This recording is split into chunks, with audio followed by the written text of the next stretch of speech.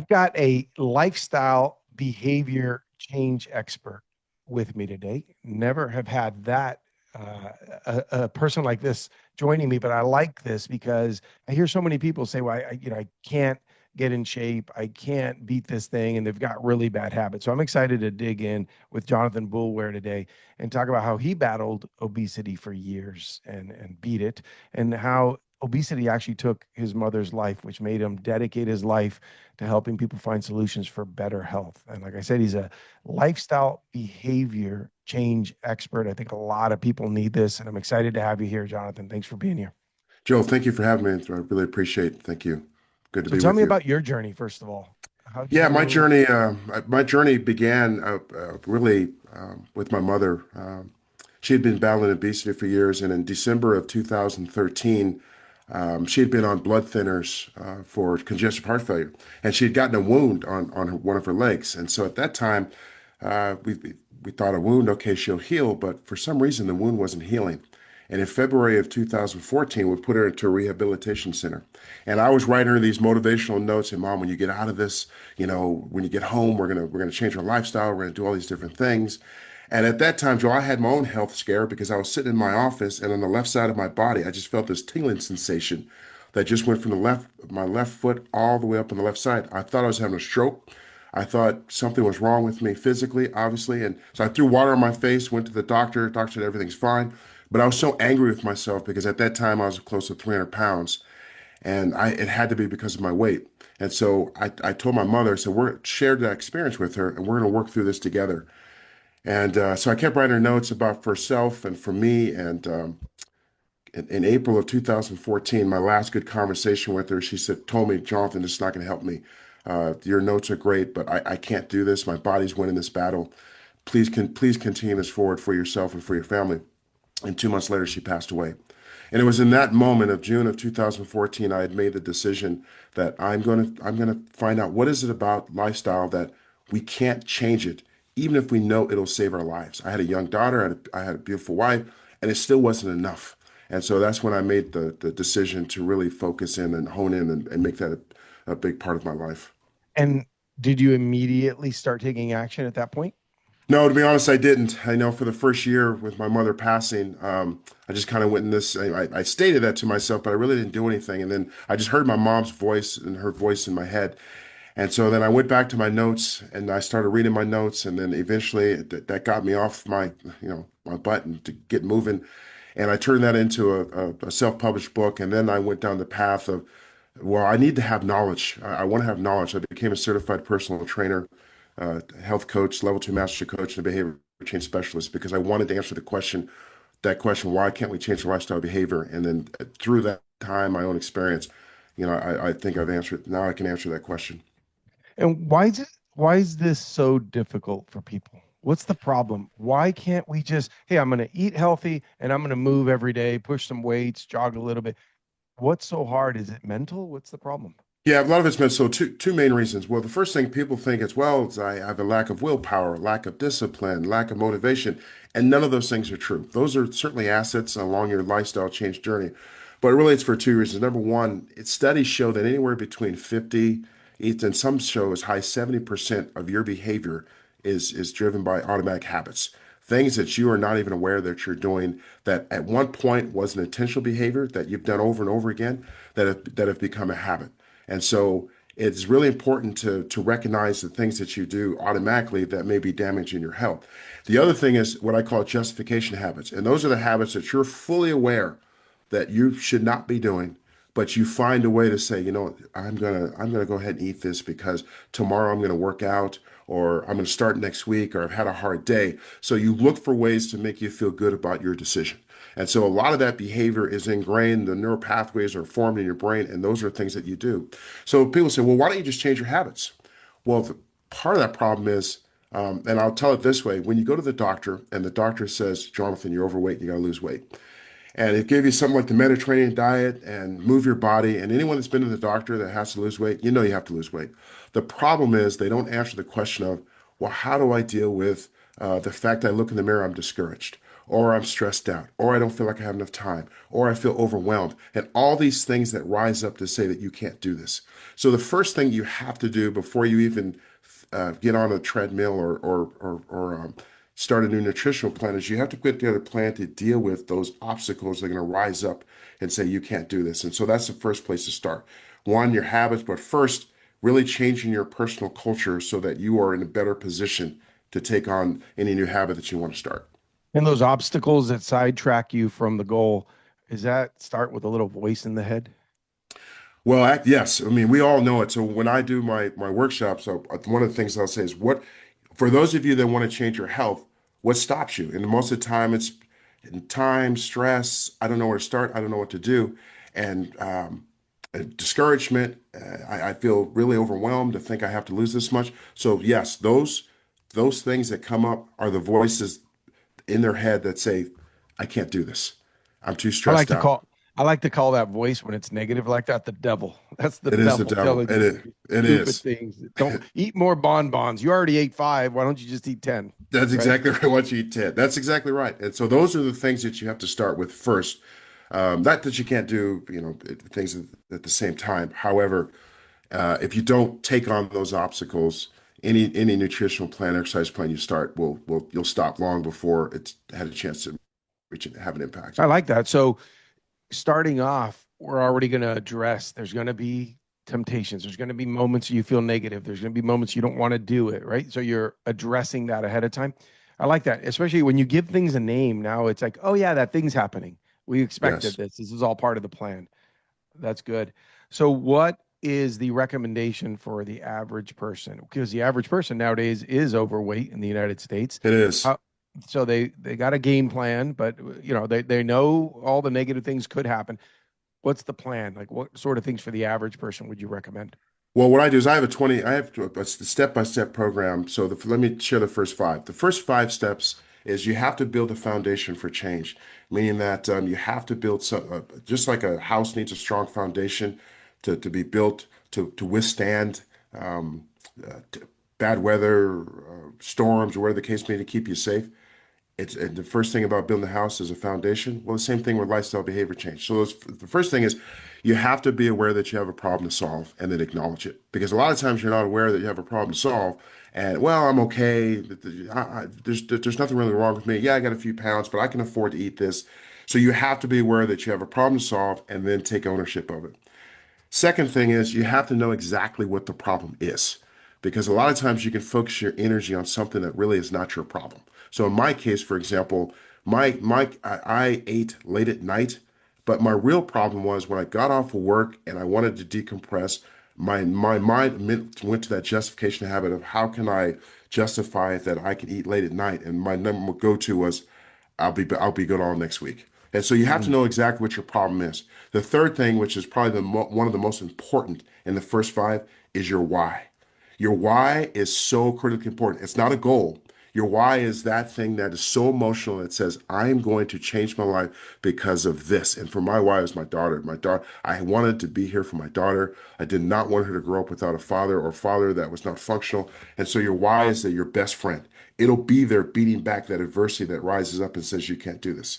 So you define what your why is. And the last two is you have to be ready to take action, because remember you asked me that question of did I do something after my mother passed away? Well, that first year I was not ready to take You action. weren't ready. No, so if you're not ready, you're not going to take action. So you have to be ready to take action. And the last thing to build your foundation is that you have to feel confident that you can do it. Now, you're not going to wake up tomorrow morning and say, I'm 100% confident after so many times trying. What I say is just leave a little bit of a crack in the door, just a little bit that open that you can do this. And then as you go on your journey, I promise you, you will build confidence. So those are the five steps. Those five steps in place, that's your foundation that you can build off of. And we just go from there. But you have to have those five in order to make any type of change in your life or I lifestyle had a behavior change. boss back in my 20s is the last time I had a boss because I had a job. And he said something really good that I liked it. And I heard it at a good time in my life. He said that whenever he would gain weight, he would say, pants are getting a little small. So next time he went to the store, he'd buy, maybe it was a 36 waist. Now he went to 38. And a few years later, he let himself get to a 40 and a 42. And he said, do not upsize your pants. Just buy this. If it hurts, it hurts. And that's Yeah. your reminder all day. And I did that. And I cut my waist down 2 inches because of that.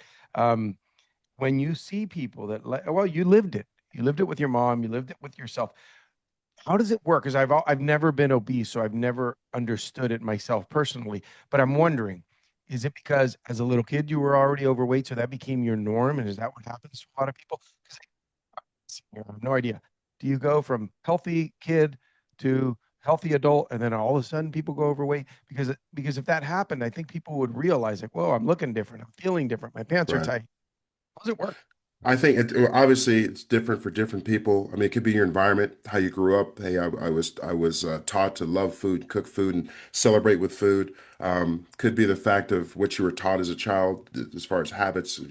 When we were growing up, hey, you have to finish everything on your plate, no matter how much, no matter how full you were. Your plate had to be empty. For other people, it's lifestyle, life stressors that come into life that you don't know where to turn, you know what to do, and some people turn to food. So every person's different of how they get there. But make no mistake, once you get there, there's a debate whether it's a disease or not. It absolutely is a disease because it will kill you physically and it'll kill you emotionally. Because everywhere you go, you're reminded you're overweight, whether it's your clothes, like your clothes are fit too tight, or what you see on TV, or how when you stand up in front of a group of people, you're self-conscious about it. When you look in the mirror, there's always these reminders that you have to battle against physically, mentally, so that you don't go down this rabbit hole that's hard to get out of because you're so discouraged. But everyone gets there in a different way. For me, myself personally, it just was a little bit over time. I mean, I just got out of college and just started developing bad habits and just started eating. And I got into that justification habit really badly, that I looked for reasons to justify why I could do this behavior and to make myself feel good about my decision at that time. So really, people come to it for different reasons. And what do you think about, because I've never talked to an expert on this subject, what do you think about the body positivity that campaigns that were been going on for years where someone is morbidly obese and they're saying, no, love your body and that's okay. And that's a fashion model. Is that helping or hurting? I think it hurts in the sense that from a physical standpoint, I'm not a doctor, but when I go to the doctor, from a physical standpoint, weight management is really important for your overall health. And so if you carry extra weight, the chances of things happening inside your body, are very high. And so I wouldn't celebrate the fact that you carry this weight. What I would celebrate is who you are as a person, that you're not a bad person because you carry this weight. You have a lot to give to your community, to your family, to your work, to your loved ones. So it doesn't define who you are as a person. However, as far as celebrating the fact that you're overweight, I think it's dangerous in the sense that physically it can hurt you. I mean, and I've seen that with my mother.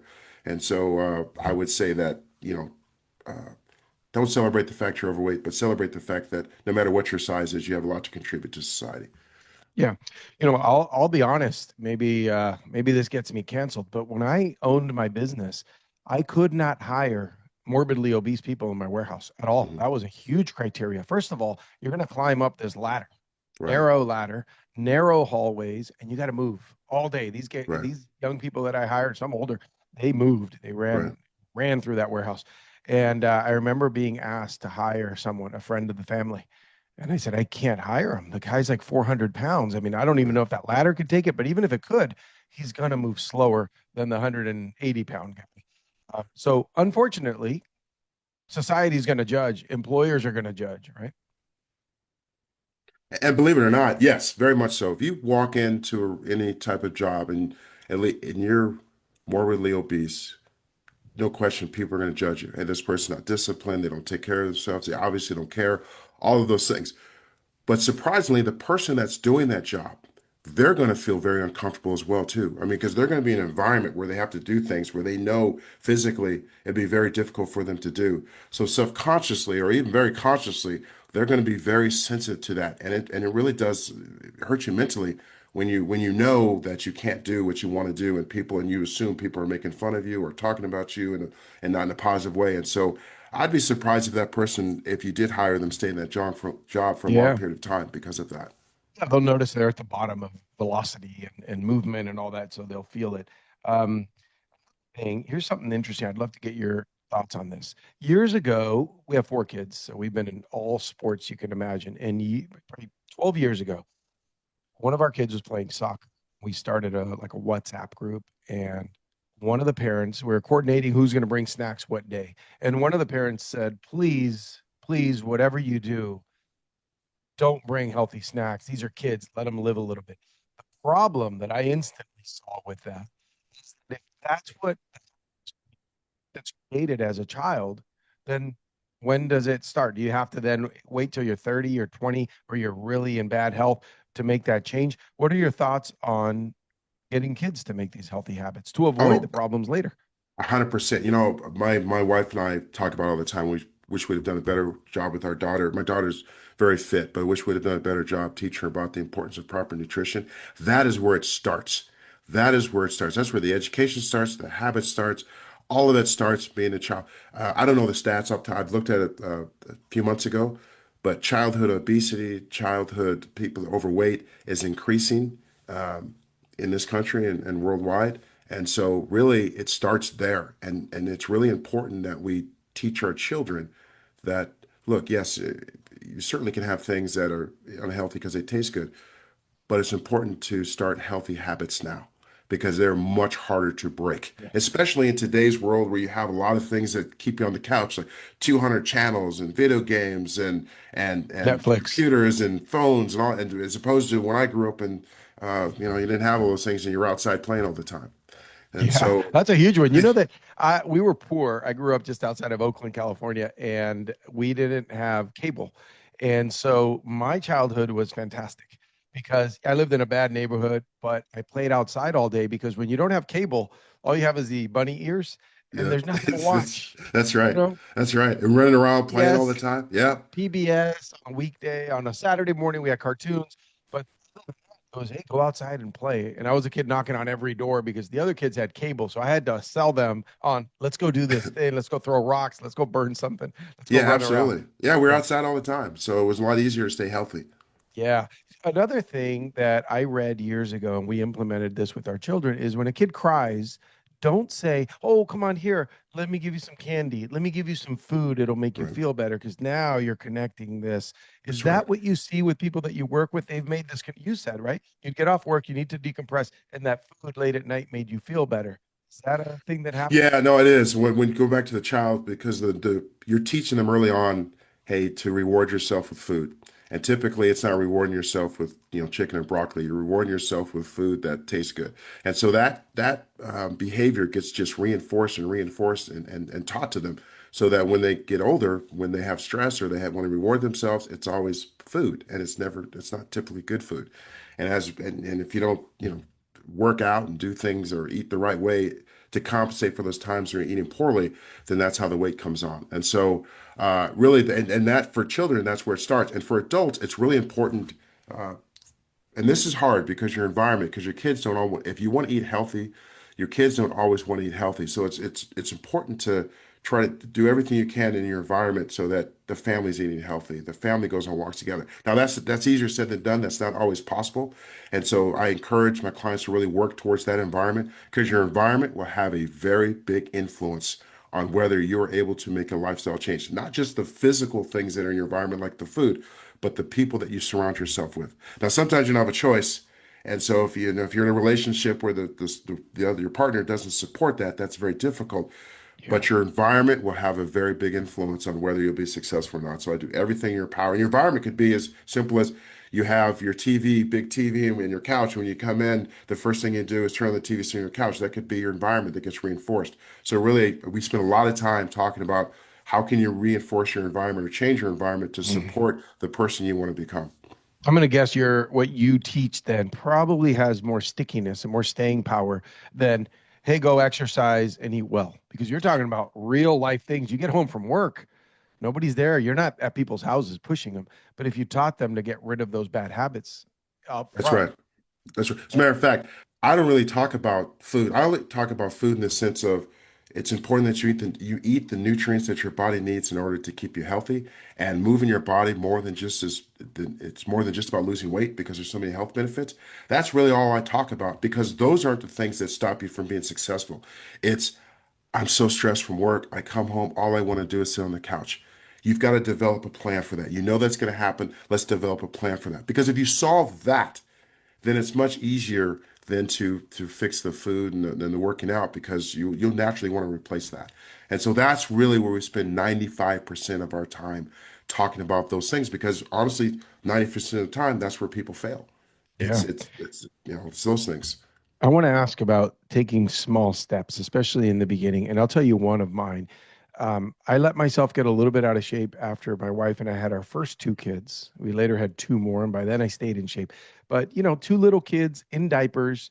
My wife was an overnight nurse. So she Right. worked 3 days a week, 12-hour shifts. And so I had two little kids with me. And it's hard to get a lot done when the wife's completely gone and then when she'd come home in the morning from overnight shifts, she'd go to sleep. So it was really rough. And I let myself get out of shape because there was a lot of sitting around. I was sitting on a couch, feeding one, then the other had to change the diaper, and then the other one the diaper, and then put this one to bed. It was nonstop.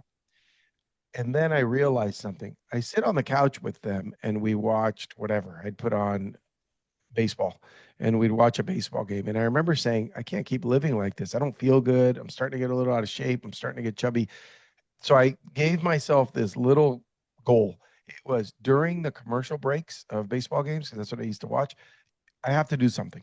So I'd sit there, but I'd do, extend my legs, bring them back, extend my legs, bring them back, and get the abs and the legs going. And then, okay, next commercial break, I'll do a little bit of that and a few push-ups, and then I'll do a few sit-ups. So I just force myself, or whatever commercials are, 2 minutes.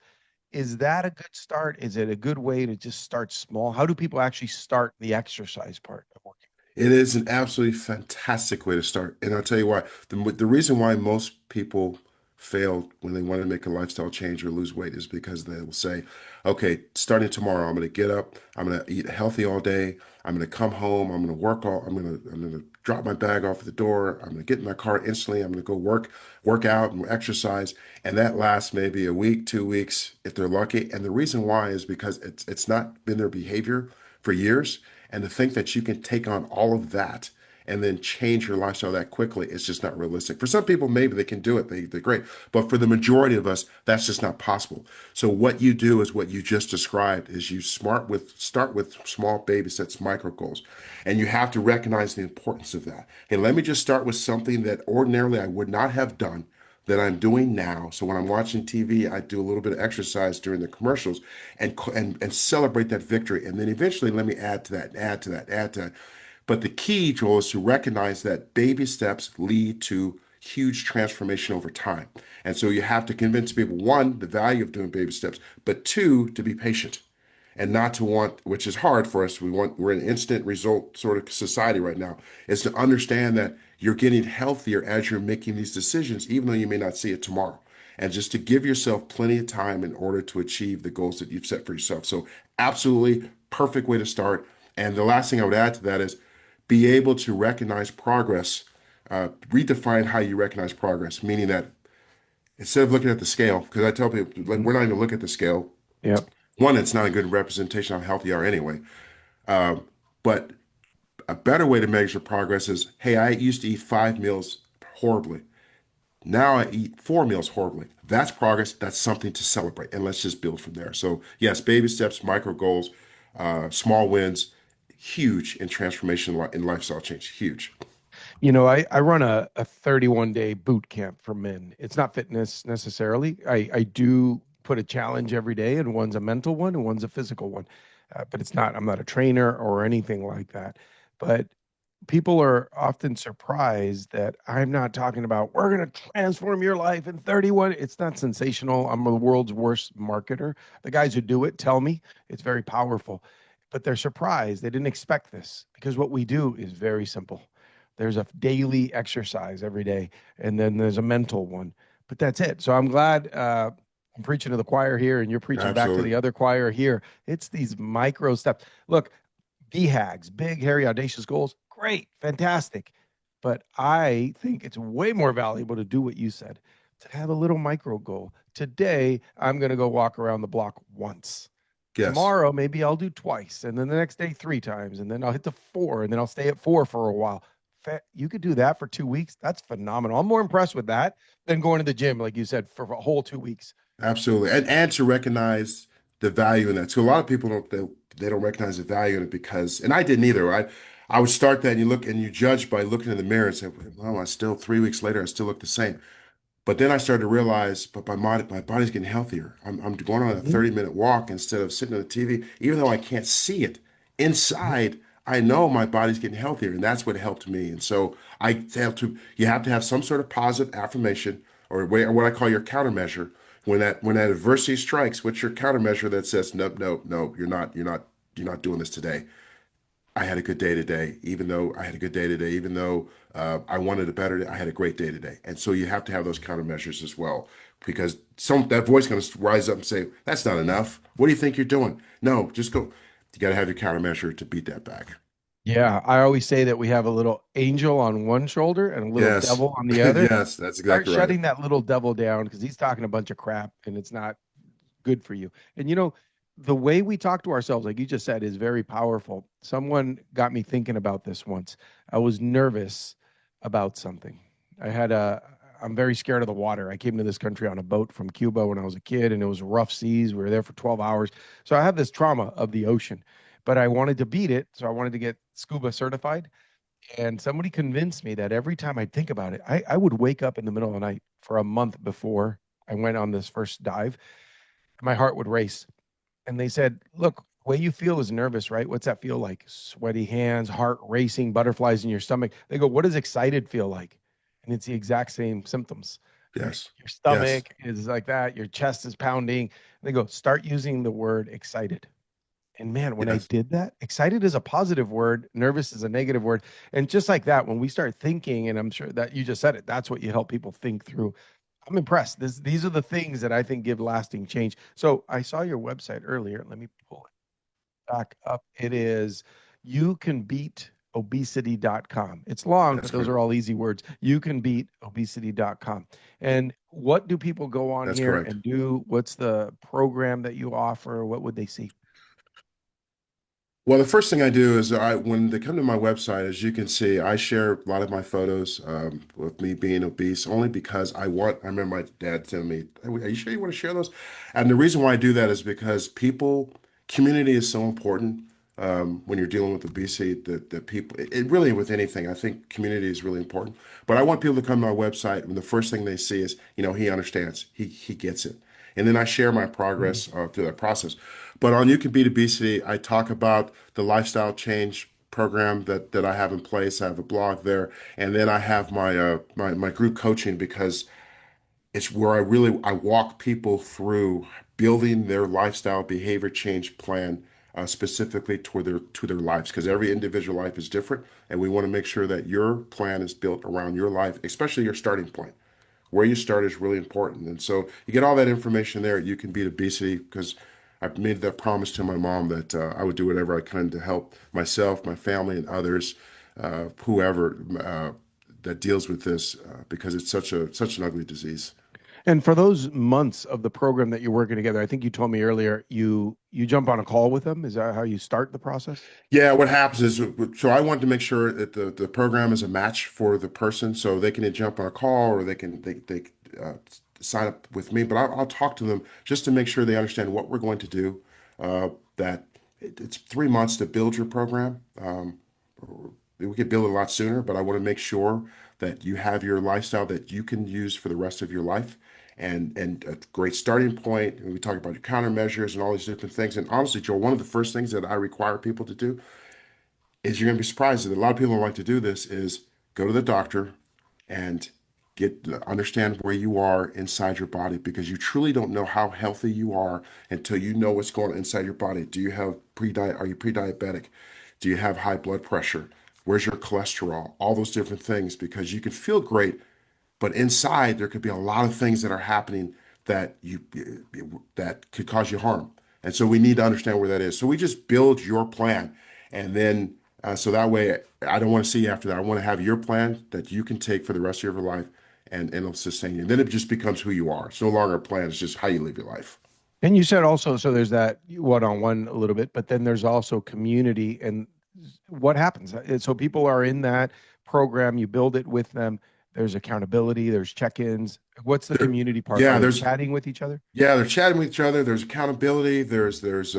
I find that when people can share their experiences and not just with obesity, with anything, and find support in each other, especially because there's so many moments where you get discouraged. There's so many moments where I've tried this for 2 weeks. I just hate the way I look and nothing seems to be working. And you just need someone to say, hey, this is where I was. Keep going. This is what I was doing for. Keep going. And sometimes that's all you need in that moment. So community is so huge to help people really support each other and pick each other up. So I've built that in as well because I didn't do it alone, and you're not going to do it alone. And whether no matter what it is, you need the help of family, friends, and strangers to get you through. Yeah. I did a lot of alone stuff in building businesses. And looking back, I would have cut half the headaches and the pain and the suffering and the money lost if I would have had that sort of community and Yeah, guidance. So you're, absolutely. you're absolutely onto something. Okay, it's youcanbeatobesity.com. That's the website. His name is Jonathan Boulware. He's lived this, he's done it, and he has a big why, his for his family, for his daughter. And it all happened, it started because of losing his mom. Thanks for sharing all of this. I'm excited to hear. Oftentimes, when I have somebody on the podcast or present to my men's group directly or anything like that, I get to hear great outcomes because 6 months later, someone might look great and I'll see them and I'll, hey, what's going on? They go, oh, you had that guy on the podcast, and now I'm doing Yeah. better because I did it. So thanks for sharing all of this with them. What you're doing. Joe, thank you so much for having me on. I love doing this because I just hear my mom. I see my mom and I hear my mom's voice. Just pat me on the back and say, just keep going because it's gonna help people. So thank you. Absolutely, I think you're making her proud. Thanks, Jonathan. Thank you.